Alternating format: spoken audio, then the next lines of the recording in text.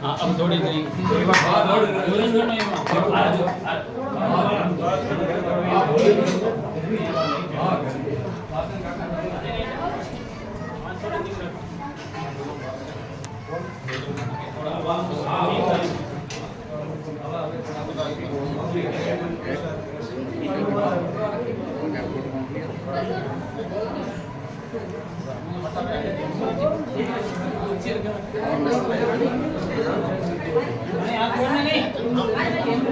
जब वो अपना पंथ चलाएगा तो अज्ञानियों के पंथ को खतरा मंडरा जाएगा। इसीलिए स्टेज छोड़ छोड़ के भागते हैं ये लोग। जहां नितिन दास सत्संग करने लग जाए, डंके की चोट पे सत्य बोलना शुरू कर दे, ये स्टेजों पे बैठे बैठे भागते हैं वहां से। भागते इसलिए क्योंकि इनके पास और कोई ऑप्शन नहीं है। इनके पास सवाल तक नहीं बचता कोई पूछने को। नहीं तो सवाल पूछे, भाग क्यों रहे हैं?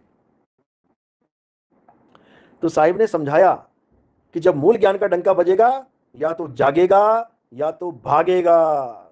इस जीव के पास दूसरी कोई ऑप्शन होगी ही नहीं। या तो सरेंडर कर देगा, या तो सरेंडर कर देगा कि भैया तू मेरा गुरु, मैं तेरा चेला, इस ज्ञान को मुझे समझाओ, मैं इसको प्राप्त करना चाहता हूं।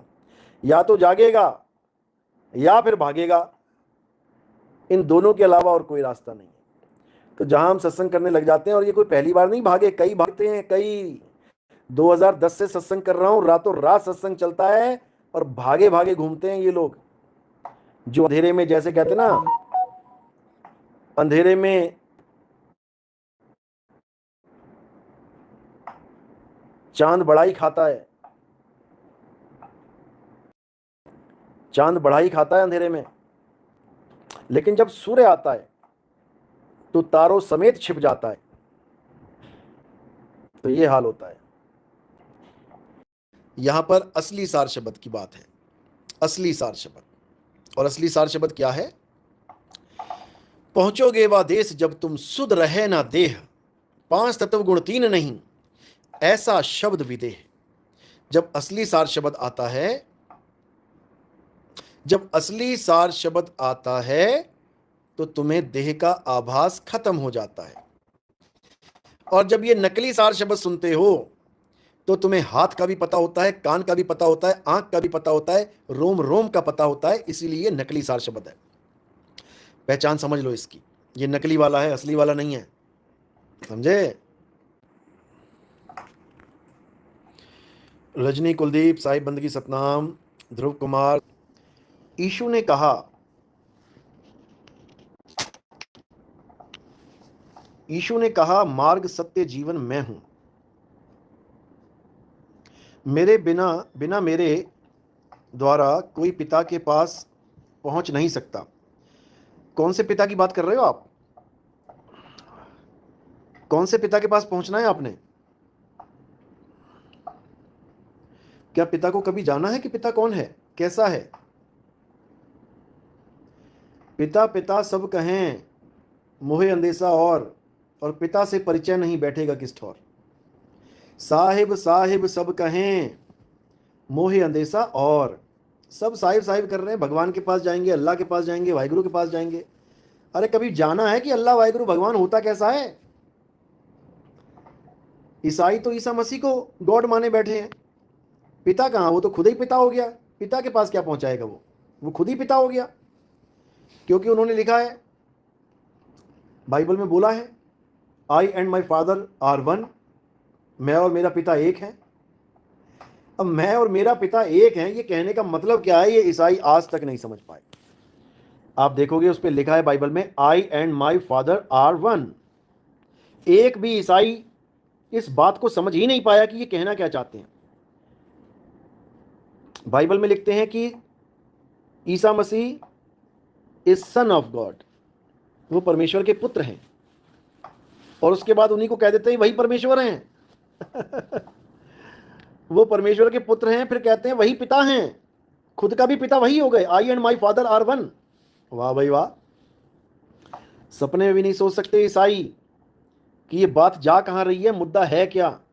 सपने में भी उनके बस की बात नहीं है कि वो इस सत्य को जान पाएं। लिखा तो पढ़ लिया उन्होंने, लेकिन लिखा क्यों है, वो क्यों का जवाब इनको कभी नहीं मिल सकता, कभी नहीं मिल सकता।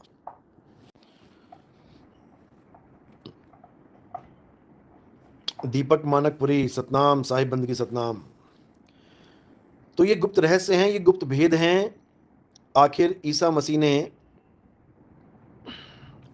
क्यों कहा कि I and my father are one. आप इसको सर्च कर सकते हो, आप इसको सर्च करेंगे आपको ये मिल जाएगा। गूगल पे सर्च करिए, लिखिए I and my father are one, यानी मैं और मेरा पिता एक ही हैं। अब इस लाइन को पढ़ के ईसाइयों ने क्या कर दिया, ईसाइयों ने पिता को ही पुत्र बना दिया।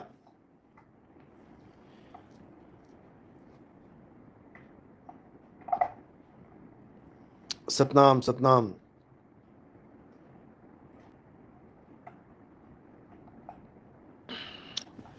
तो इस लाइन को पढ़ना आसान है, लेकिन इसको समझने में जीवन बीत जाएगा, इतना समझ लो। और केवल ईसा मसीह ने ही नहीं कहा ये कि मैं और मेरा पिता एक हैं, सबने कहा, सबने कहा। बुल्ले शाह जी ने भी कहा, ना मैं आदम हव्वा जाया, ना मैं अपना नाम तराया, मुझे किसी ने पैदा नहीं किया, मैं आदम और हव्वा की औलाद नहीं हूं। बुल्ले शाह ने बिल्कुल खारिज कर दिया, समझ लो। तो बहुत सी बातें हैं जो हम केवल पढ़ के नहीं समझ सकते, उसका हमें अनुभव प्राप्त करना पड़ता है।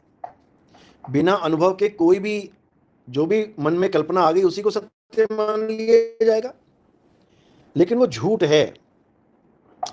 इसलिए बोला अनुभव ज्ञान बिना सब झूठा, झूठी हाट लगाई। ये सब नकली दुकानें झूठी हाट लगी हुई हैं। असली हाट तब लगती है जब सत्य का पता लगता है कि आखिर सत्य क्या है, और सत्य अविनाशी है।